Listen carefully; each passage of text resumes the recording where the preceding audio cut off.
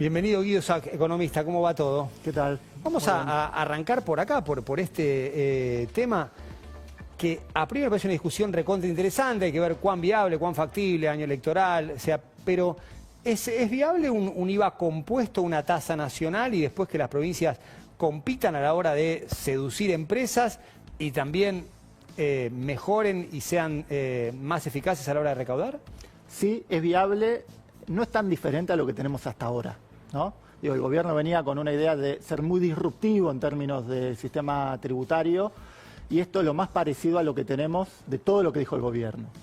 Hoy, del 21% que cobra el IVA, Nación se queda con menos del 8%, ¿no? Porque el resto va a la ANSES y otra parte importante a las provincias, porque es un impuesto coparticipable. Entonces, si Nación efectivamente se queda con el 9, sería aumentar la presión tributaria de Nación, claro, no bajarla. Y hoy las provincias sí compiten o pueden competir con otros impuestos provinciales, como ingresos brutos, que entiendo yo que este super IVA lo absorbería. Claro, además ingresos brutos es un impuesto que va eslabón por eslabón de la cadena. Es un impuesto cascada, súper distorsivo, que es necesario bajar la presión de ingresos brutos sin lugar a dudas. Pero digo que es una continuidad con respecto a lo que tenemos, y no me parece necesariamente mal en ese punto, porque el super IVA obliga a coordinar entre provincias cuánto se lleva, qué porcentaje se lleva cada una, porque una actividad económica no se da en una única provincia, se dan más de una. Claro. Entonces, ¿qué parte le toca a cada una? Eso es lo que hace hoy la comisión arbitral con ingresos brutos, por ejemplo. Va a ser necesario que haya una comisión arbitral de IVA. Hasta ahora el gobierno venía con competencia tributaria entre provincias como una alternativa a la coordinación. No coordinamos, competimos. Y esto en realidad no es no coordinar, es coordinar, justamente. Vamos a tener que coordinar la distribución de este super IVA. Y la cuestión recaudatoria para las provincias, recaudar directamente algo que hasta ahora recauda solo la Nación y después reparte, pues es coparticipable.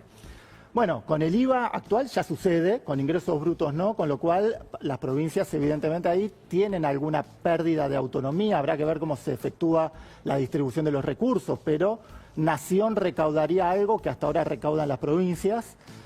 No sé si las provincias van a estar tan de acuerdo, pero también tengamos en cuenta que si hay algo que saben hacer las agencias tributarias provinciales es cómo cobrar ingresos brutos. Claro. IVA sería diferente.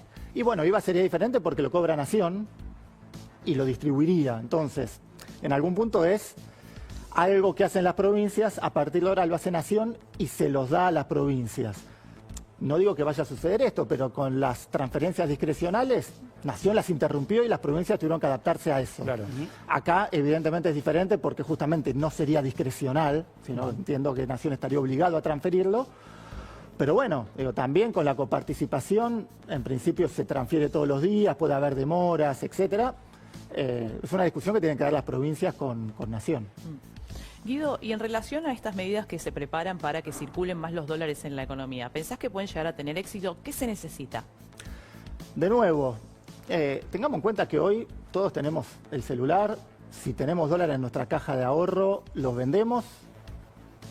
Y los vendemos incluso al paralelo, que hoy la brecha es chiquita, pero antes lo podíamos vender al paralelo y automáticamente los podíamos gastar. Está bien, hacíamos 2 clics y ahora deberíamos hacer uno solo. Tampoco es tan distinto.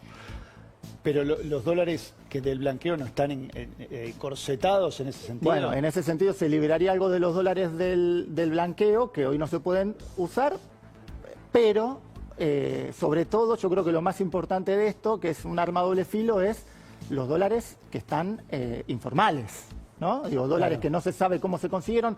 No es cierto que los países del mundo te dejan gastar sin control. Digo, la verdad que los países del mundo tienen controles, en muchos casos mucho más estrictos que la Argentina, ¿no? De esto que decía Caputo de no existe país en el mundo que, es cierto, él dijo 2, 4 dólares. Hay transacciones por mucho más que eso, ¿no? Y las agencias tributarias del mundo sí fiscalizan eso. Lo que queda claro es que el gobierno está buscando dólares. Y si está buscando dólares es porque hay algo de todo esto que no se sostiene. ¿Busca dólares porque no quiere emitir pesos o hay alguna razón más? Busca dólares porque lo que nos falta en Argentina son dólares. En Argentina, digo, hay un montón de dólares de argentinos en el colchón, pero no en la economía. Dólar que está en el colchón no está en la economía, claro, no circula. Entonces, la economía carece de dólares. Tenemos un tipo de cambio insosteniblemente bajo que necesita dólares para ser sostenible más en el tiempo. Este tipo de cambio no se va a sostener mucho tiempo más. A ver, mucho tiempo más me refiero a, puede que dure hasta las elecciones, puede que dure hasta el año que viene. Eso es un montón de tiempo en Argentina. Pero, de nuevo, lo que decía, sí, pero lo que queremos nosotros es un dólar realmente sostenible, porque si hoy baja la inflación porque el dólar está bajo, pero el año que viene pega el salto y vuelve a subir la inflación, no nos sirvió de nada. ¿Pero cuándo tuvimos un dólar sostenible, Guido? Bueno, durante la convertibilidad duró 10 años y terminó siendo insostenible. Exacto. Después se salió de la convertibilidad y hasta 2007, e incluso me animo a decir 2009, 2010, fue sostenible. Después, lamentablemente, pusimos el cepo, hicimos un montón de cosas que no se deberían haber hecho. Ahora, de nuevo, Caputo dice, somos caros en dólares comparado con quién. Comparado con Uruguay, con Brasil, con Chile. El dólar bajo, relativamente bajo de esos países, fue resultado de que les vaya bien económicamente. No se empezó por un dólar bajo y eso provocó el bienestar. Fue efecto y no causa. Exactamente. Ahora, Guido, también hay, casi te diría, una política de Estado que ha definido a la Argentina esto del tipo de cambio recontra alto, la devaluación como herramienta para lograr más competitividad. Y lo que plantea el gobierno, me parece interesante, es ya no que la devaluación no sea un recurso, una herramienta para ser más competitivos. Y tiene que ver con los costos, un montón de otros factores. Estamos totalmente de acuerdo con eso. El tipo de cambio alto igual era de la primera década de este siglo, digamos, de 2011, que el tipo de cambio se usa más como ancla inflacionaria que como herramienta de competitividad. Estoy de acuerdo, yo no quiero ni un dólar muy alto ni muy bajo, quiero un dólar sostenible. El desafío es cómo bajar la inflación con un dólar que no sea insosteniblemente bajo. Y ese es el desafío principal al que nos enfrentamos, ¿no? Hay herramientas que el gobierno, por una cuestión más ideológica, no quiere usar, que es, obviamente, digo, todos nos estamos peleando hoy por tener un porcentaje más de la torta. Nos peleamos mes a mes si nos suben el sueldo 3 o 2%. Bueno, podremos hacer la misma pelea, pero en 0,5 y 1, ¿no? Y estas herramientas que el gobierno no quiere usar son efectivas, o al menos tienen posibilidades. Bueno, acuerdo de precios y salarios, lo que se llama política de ingresos en economía, que básicamente es por qué nos peleamos todos por obtener un porcentaje más de la torta a una nominalidad del 40-60% anual y no al 10%. No tiene costo fiscal. En los mismos términos del gobierno, que yo coincido en que la parte fiscal es muy importante, tener el equilibrio o incluso superávit fiscal, pero esta medida no tiene costo fiscal, como sí la tienen otras. Entonces, por ejemplo, subsidiar las tarifas. Es antiinflacionaria, pero tiene costo fiscal. Esta no tiene costo fiscal. No veo motivo para no hacer un intento de eso con un dólar sostenible, porque de nuevo, si tenemos un tipo de cambio tan bajo, hoy puede que baje un poquito más la inflación, pero si no se sostiene, mañana va a subir. Ahora, el gobierno plantea hasta incluso desde el número de la oferta monetaria, que el tipo de cambio no está bajo, que no hay una apreciación del peso. Y obviamente cuando el argumento es, mirá la balanza comercial, hay más turismo emisivo que receptivo, desde el gobierno dicen, pero es solamente una parte. Hay otra que tiene que ver con la oferta monetaria, donde se hacen las cuentas y quedaría comprobado que no hay una apreciación del peso o un atraso cambiario.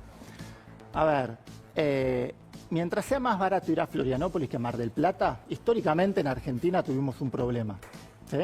Con emisión, sin emisión, porque eso no es únicamente para el sector turismo, eso se replica a un montón de sectores productivos, ¿no? Entonces el tipo de cambio tiene que ser una herramienta que permita que todo lo que se pueda producir en Argentina, lo produzcamos en Argentina. Y lo que no está bien, lo que no, y tampoco tiene que tener aranceles a la importación. Lo que no podemos producir acá, que entre libremente. Lo que hay detrás del tipo de cambio es la productividad, y la productividad en Argentina ha venido cayendo, ¿no? Porque la economía se ha venido contrayendo y somos cada vez más personas en Argentina. Entonces, si nuestro tipo de cambio no se sostuvo en 2018, por ejemplo, menos aún se puede sostener un tipo de cambio más bajo que el de ese momento. Pero ahí entonces vos coincidís con que a veces la competitividad tiene que ver con un tipo de cambio alto. La competitividad tiene que ver con productividad y con tipo de cambio. la productividad ha venido cayendo y el tipo de cambio es muy bajo. Todavía no se bajaron impuestos, todavía no se simplificó burocráticamente al Estado y los trámites que tiene que hacer el sector privado. Con lo cual estamos en el peor de los mundos. Productividad baja, tipo de cambio bajo, impuestos todavía altos, vamos a ver qué plantea ahora el gobierno, y burocracia alta.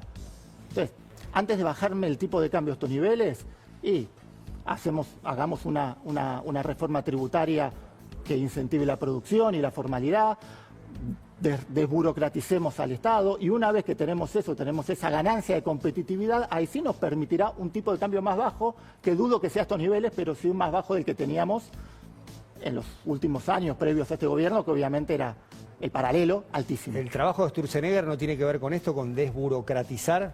Sí, pero todavía muy poquito. Si hablas con cualquier empresa, te dice que los efectos de eso todavía son insignificantes. Tengamos en cuenta el costo que tiene incluso pagar impuestos en Argentina. Eso sí hay que simplificarlo. No hay ninguna duda que tenemos que hacer que el cumplimiento tributario sea sencillo y sea barato.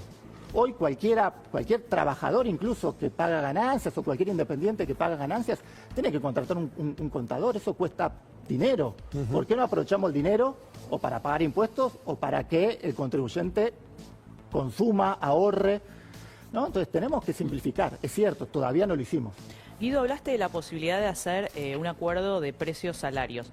¿No se está dando de forma tácita en el sentido de que está pisando las paritarias el gobierno y por otro lado está con la mira puesta a ver si, por ejemplo, las automotrices aumentan, si las empresas alimenticias mandan incrementos de precio por encima de lo estipulado? Sí, algunos supermercados hoy decían productos congelados por 4 meses. Sí, son parte de las idas y venidas del gobierno, ¿no? Recordemos al principio que con las prepagas se dejó que fijaran los precios libremente. Automáticamente hubo una declaración en donde ellas mismas decían vamos a ver cuánto aumentamos cuando conversemos entre nosotras, y después el gobierno meses después recalculó y les reguló el precio o les fijó el precio. Lo mismo con tarifas, liberar tarifas, no subsidiar y de pronto postergar el aumento de tarifas. Tiene que ver con eso porque cada 2 por 3 el gobierno choca su ideología con la realidad. Cosa que le pasó, por cierto, que recién mencionaban, con el tema de la emisión monetaria. El gobierno hace 10 días emitió para financiar deuda del Tesoro, ¿no? Hizo emisión. Y no está mal, es nuestra moneda nacional. Si vamos a remonetizar la economía, ¿por qué no hacerlo en moneda nacional? ¿Y por qué tener que forzarla a través del dólar, que evidentemente no lo usamos los argentinos como moneda de transacción, ¿no? Entonces, en los casos de competencia de monedas exitosos, Uruguay, Perú, el Estado legalizó operaciones que ya se venían llevando a la práctica de manera informal. ¿Acá no se hacen? Al supermercado yo no conozco a nadie que vaya con dólares. De manera informal. Supermercado. Tampoco creo que a un comercio de barrio yo no conozco a nadie que vaya a la verdulería con dólares. El año pasado había una cadena lograr de supermercados muy conocida, la de la D, que sí te aceptaba dólares, de hecho. Está bien, alguna te puede aceptar, pero digamos que no es una práctica común. Ahora quieren fomentar eso y no se entiende tanto porque en algún punto justifican la emisión monetaria para pagar deuda diciendo, bueno, aumentó la demanda de dinero, ¿por qué no vamos a darle? Y estoy de acuerdo con eso. Ahora, si aumentó la demanda de dinero y es necesario remonetizar la economía, ¿por qué acudir al dólar para eso y no a la moneda nacional? Porque no genera inflación. No, porque mientras haya demanda suficiente para esa oferta de dinero, no es inflacionario. Obviamente que no podemos financiar, como hicimos entre 2011 y 2023, todos los años con emisión monetaria, el déficit fiscal. Eso es inflacionario y no hay ninguna duda. Ahora, en un proceso en el cual aumenta la demanda de dinero, aumentar también la oferta, eso no es inflacionario y ese es el argumento correcto que utiliza el gobierno para justificar que emitió para financiar al Tesoro para que pague su deuda. Es correcto. Ahora, lo que es contradictorio es que ahora vuelvan con la idea de saquemos los dólares del colchón para consumir. De nuevo, el año pasado hubo un blanqueo. Este año va de nuevo a haber un blanqueo que además pinta permanente. A mí no me parece la mejor herramienta. Insisto en mezclar dos argumentos. Uno, el gobierno sabe que hay un montón de dólares que no están en el sistema o en la economía, debajo del colchón, en caja de seguridad, etcétera, etcétera, y no quiere emitir pesos. Uno puede justificar o puede complementarse con el otro para remonetizar desde los dólares que están quietos y que hoy no forman parte de la economía.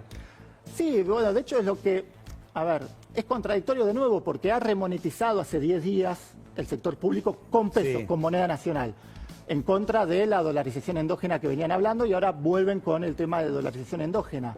Sí, se puede hacer eso. Ahora, no tener moneda nacional tiene un costo enorme.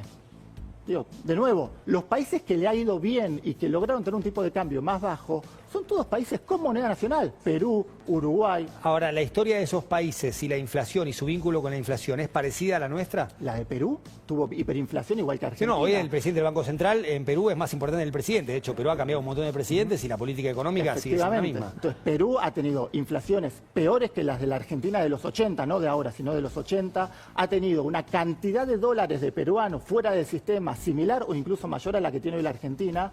Y sin embargo, no permitió operaciones en moneda extranjera que no se daban ya en la informalidad.